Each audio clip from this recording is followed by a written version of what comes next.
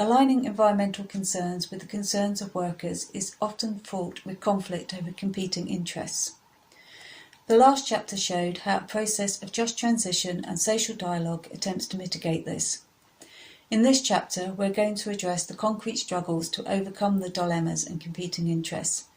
Building wider alliances between trade unions and environmental campaigners can help to build a stronger power base that goes some way to resolve these by reinforcing wider justice outcomes.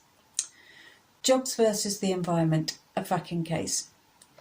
In December 2012, the UK coalition government lifted its moratorium on fracking to extract natural gas from shale deposits.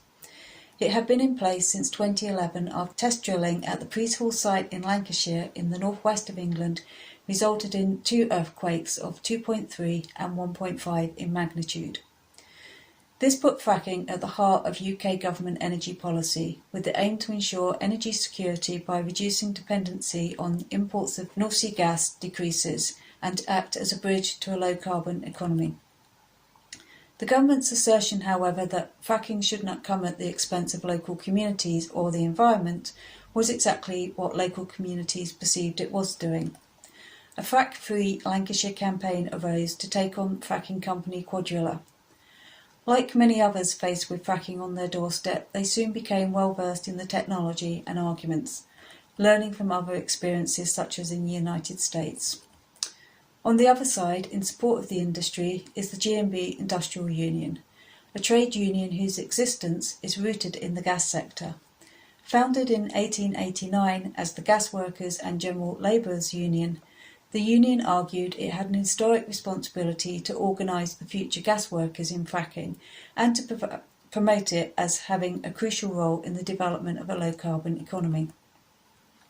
In 2016, when the Labour Party opposition announced a policy to ban fracking, the GMB rejected the proposal as unethical and an abdication of our environmental and moral responsibilities.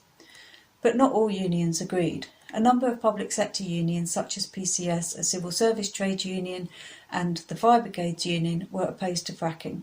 The biggest industrial union at the time, Unite, also passed motions in opposition under pressure from members. Whilst trade union members act independently of their national position to support environmental campaigning, this emerging alliance of trade unions began to show itself as a formal presence at demonstrations, both putting the case against new environmentally destructive jobs, as well as proposing alternatives such as climate jobs.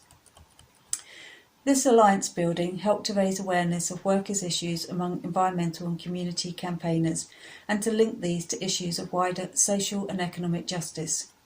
The GMB also called a conference in its northwest region, inviting both sides of the fracking debate to explore the pros and cons. This did not resolve the differing positions, but fracking has been a focus of wider discussions of energy transition and related justice outcomes. Energy democracy, public ownership and democratic control.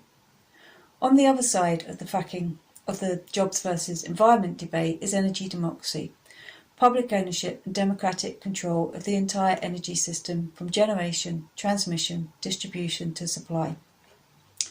Trade unions are opposed to privatisation, therefore building a high-level consensus around public ownership of energy has helped to advance the debate on energy transition, including fracking. The Trade Unions for Energy Democracy initiative, launched in 2012, based on a document Resist, Reclaim, Restructure, has been instrumental in developing this debate both in the UK and at a global level. In 2014, it produced a paper on global shale gas and the anti-fracking movement. As it says in its introduction, the paper was prepared to assist unions and their close allies who wish to better understand the impacts of shale gas drilling or fracking and want to develop a position or approach to fracking that protects workers, communities and the environment. It also launched a Global Unions Against Fracking initiative, calling for a global moratorium with a dedicated website, sign-on statement and other resources. This includes footage of Ch3 speaking at the GMB Northwest Conference. As part of our UK discussions on energy transition and the energy mix, Ch3 ensured that the GMB Union, anti-fracking trade unions and campaign groups were able to debate fracking in a comradely arena. This has helped the progressive climate movement to understand the need to develop shared and reinforcing strategies rather than shouting at or blaming workers in fossil fuel industries for the jobs they do. Learning in struggle. Ch3 were not directly involved in the campaign against fracking in Lancashire in terms of on-the-ground tactics. However, it provided a bridge between the campaign and wider global trade union debates and experience to show that through an energy democracy approach, alternative strategies can be developed that both safeguard jobs and the environment. The G&B Union did not, however, change its position, although there was certainly a growing unhappiness amongst its own membership to support this position. This was reflective of an increasing lack of support for fracking within the general population. On the 1st of November 2019, the UK government announced a new moratorium against fracking in England. It is already banned or subject to a moratorium in Scotland, Wales and Northern Ireland.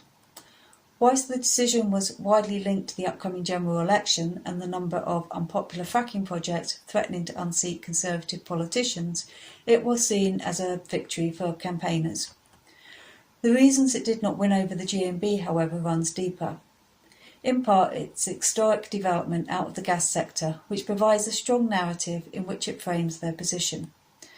But also democracy within the union and the difficulty of members to bring opposing motions to their Congress. Many of the campaigning events against quadrilla brought in wider arguments that went beyond environmental concerns. For example, the powerful political links of quadrilla to the government and the need to address issues of social and economic justice for workers and communities in campaigns against fossil fuel infrastructure. This helped campaigners to align their struggles with trade unions who seek to oppose but also provide alternatives to answer questions around jobs. As such, it became clearer that we have one struggle against the forces of capital that are creating climate change and creating social and economic injustice. It is not the total answer, but this alignment has shown how we can build our collective power and solidarity for a just and transformative transition.